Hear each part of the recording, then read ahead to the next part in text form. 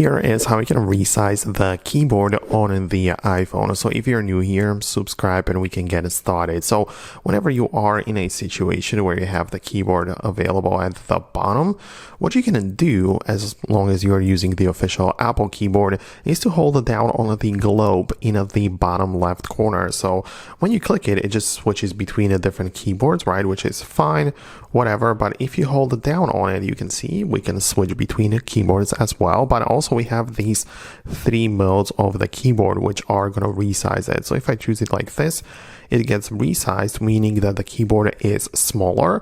The purpose is that if you hold your phone in one hand, it might be more comfortable to type with your thumb because you don't have to stretch all the way to the edge, and then that's how you can keep the keyboard.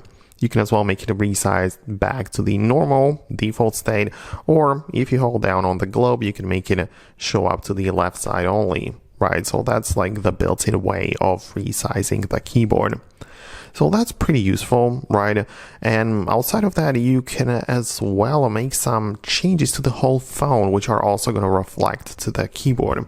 For example, if I go to the settings and go to the display and brightness, if I change the display zoom of the iPhone from default to larger text and confirm it, you can see it might take a while to kind of like set it up.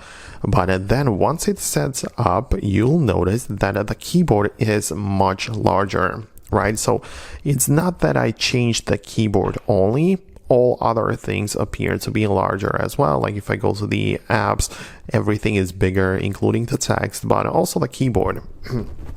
So as you can see, that's yet another way to resize it. And in here, it also, you can change like between the languages and so on, but that's essentially it.